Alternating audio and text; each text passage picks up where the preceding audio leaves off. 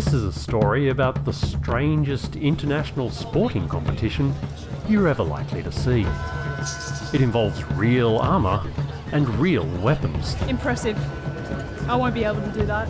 And a small band of very brave Australians who are about to take on the best in the world. What do you put your odds? Good. Good. Having never seen them fight, good. 10 more seconds of prepare.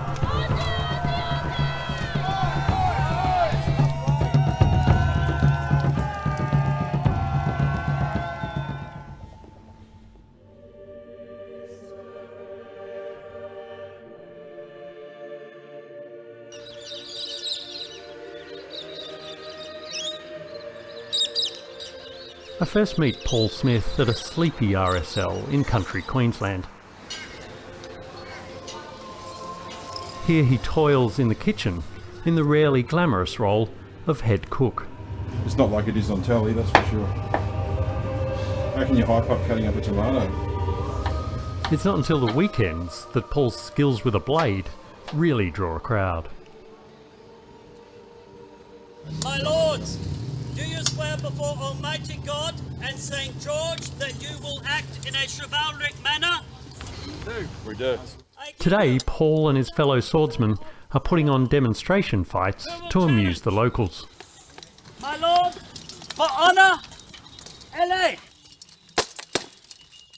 Paul's group started out doing light-hearted reenactments, the kind of thing you might have seen at Renaissance fairs. But that's grown into competitive, full-contact armoured fighting like this. Well struck, fellow. In fact, Paul is about to captain an Australian team at the international pinnacle of medieval fighting, a tournament in Croatia called the Battle of the Nations. The Battle of the Nations is, in my view, is probably the closest thing we're ever going to get to actual medieval combat. 33 countries go. We fought the Americans. That was our last fight last year.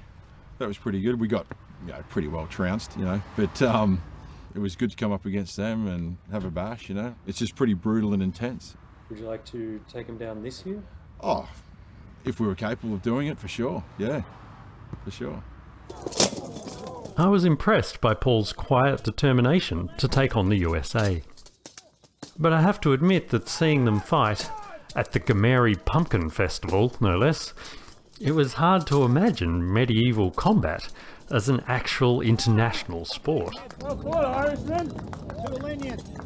Do you ever feel like it's a bit silly to still be doing that? Oh, not at all. Not at all. I mean, what's the point in working and doing all these laborious tasks that you do without having some enjoyment in your life?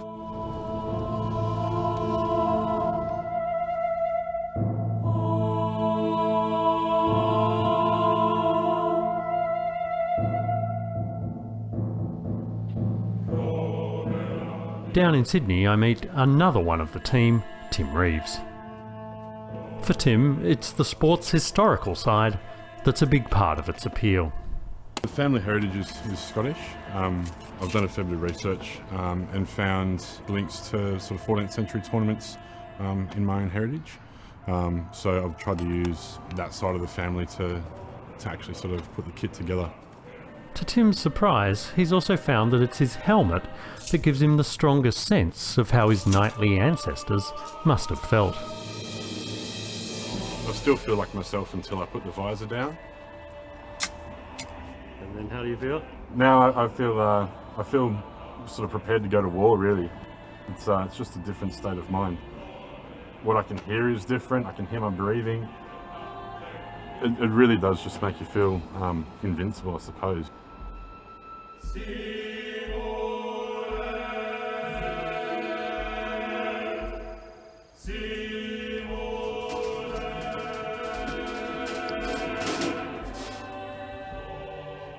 So I'm working on a new Mongolian brigandine for Sky. So brigandine is a style of armour which is made up of a lot of small overlapping plates. Preparing for this sport isn't easy. Either you order a suit for thousands of dollars from overseas armourers, or you can painstakingly make it yourself. But Bryce Lightbody isn't making this suit for him. It's for his girlfriend, Sky Burney, who loves Mongolian armour. Well, I am a bit geeky and nerdy, I guess. I was in the library every chance I got, just reading books, writing stories, poetry, and all that kind of stuff. And those kids are normally assumed to be a bit powerless. Yes, yeah, I guess, yeah. So is there part of this that's about going, you know what, stuff you, Yes. I'm gonna own, you know. Yeah, I'm going to turn this around and just shove it all in your face, show you that I wasn't what you thought I was. This is the first year that women will be fighting in the Battle of the Nations tournament. Sky will be competing in one-on-one duels. Are you guys gonna have a fight? It's being proud to be over there and actually fighting for your country, as well as getting your footnote in history saying that you're one of the first women to compete in a mainly men's sport. Are you fighting? Shield in the left. You're a woman. It's impossible for a woman to fight. You Try can and still stop win. me!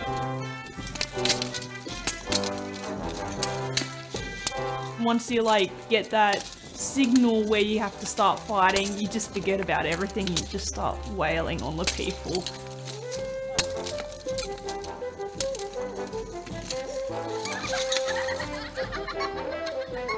Set, 5 seconds, go. 4, 3, 2, 1. With the tournament looming, the squad's training gets more intense. They take this every bit as seriously as the footballers training nearby. Maybe we should go tackle them. Apparently, it's no joke trying to run and manoeuvre, wearing up to 30 kilos of armour. I don't walk out onto the field and feel like I'm a knight that needs to be chivalrous. It's not reenactment to that level. It's it's a sport that I want to compete in. You just want to beat someone to the ground. Yeah, yeah. Good hit. Go again. Oh, it could have been better. That's right. Bit more speed in the impact.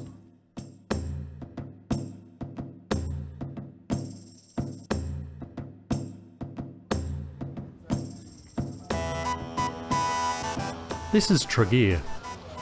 It's a stunningly beautiful island off the coast of Croatia that's home to a tiny 12th century walled village. The location's perfect. Yeah, it's awesome. And it's where, after months of preparation, the Battle of the Nations is about to begin. USA! USA! USA!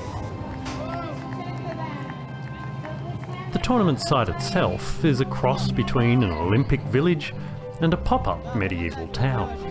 Australia! The opening ceremony mixes feudal pageantry with modern patriotism. And like all opening ceremonies, it goes on way too long. But with the formalities out of the way, the Australians prepare for their opening match against Finland. Getting ready for the first fight, looking forward to it. Yeah. It's gonna be awesome. Just trying to really just trying to keep the heart rate down, stay calm, and just save it all for out there.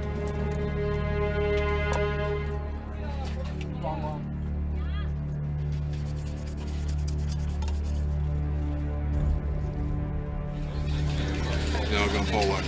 Yeah, I'll get behind you. Adam's running, and here we go.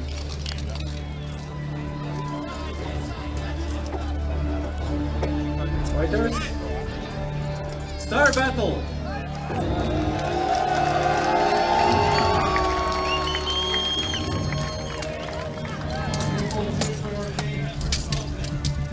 The rules of the game are pretty simple. Once a fighter has 3 points of contact with the ground, he's out of the battle. And so the last team with men standing is the winner. Points are awarded for how many knights survive in each round.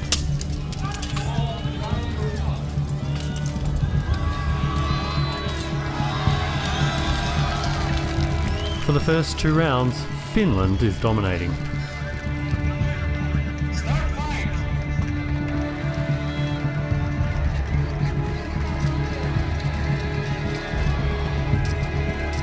Up close, the sheer violence of maces, swords and axes smashing into armour is pretty shocking. The thrill of being hit repeatedly in the head with a sword and surviving it, certainly a rush. The Australians push back hard, and after 4 brutal rounds, the match is over. And Paul's men are victorious.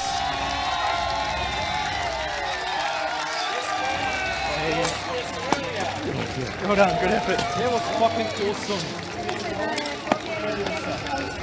So good. Unfortunately though, Paul, the captain, has been injured. When I fell down, I twisted. It took you right in the chest. Did he? Pulled that long muscle down my back. As Paul tries to recover, Sky's competition is about to start. But the longsword she's been waiting months for and is supposed to be fighting with never arrived. So you're fighting with a sword you've never swung? Yeah, I've just swung those plastic waster ones, so let's hoping it goes well. Oh no, really? Yeah, I haven't used a proper longsword yet. I'm gonna die. You're gonna be fine. It's just like, yeah, swinging a plastic one. It's gonna be fine. Sky's drawn the hardest pool in the competition, facing fighters from all 3 of the strongest countries: Ukraine, Belarus and Russia. The Eastern Europeans dominate this sport, and these are Sky's first battles against anyone outside of Australia. Ready? Let's go.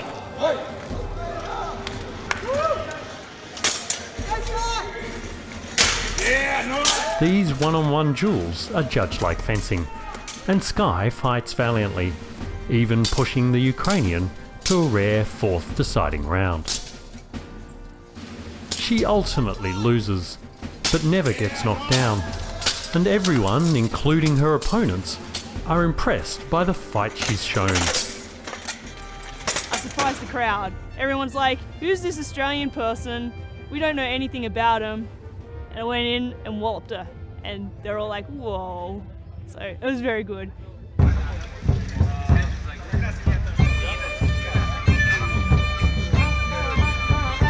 Watching it all unfold, I start to feel both humbled and delighted that so many people have taken the effort to bring their dreams of being a knight to life.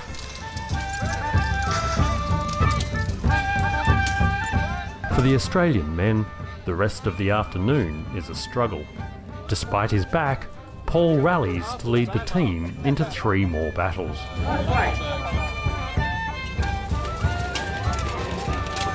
The Australians win against Luxembourg, but then lose to Argentina, and a blow to the knee takes one of Paul's team out of the tournament. Medic! Medic is needed on the list. At this point, I have to admit, I'm getting pretty into this as a sport, and I desperately want the Australians to rally. They regroup to take on the Czech Republic, but it proves to be a slow, grinding fight that ends in another loss. Are you done for the tournament? No, we're through to the next round, which is always good. Give us a day to recover from any injuries that we picked up. I don't think there was one of us that didn't do as much as they could out there. You proud? Yeah.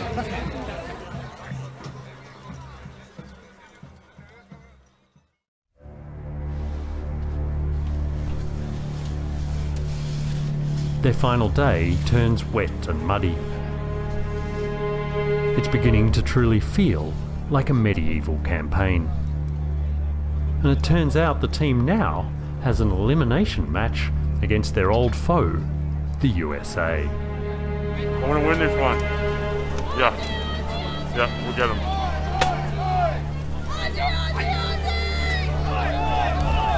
Start battle!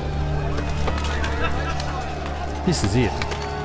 The losing side will be out of the competition, and the fighting is fierce despite all the weariness. I would say that it's more of a personal challenge. Can I withstand this, you know what I mean? Is my body up to the task?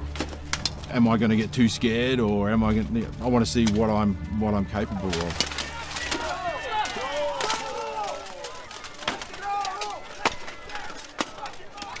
By the final round though, Paul is still standing, delivering the blows that fell the final American, and give Australia victory.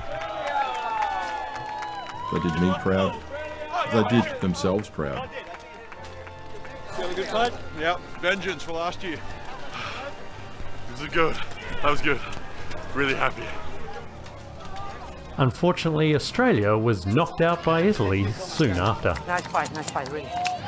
And Russia won the finals, as it apparently always does.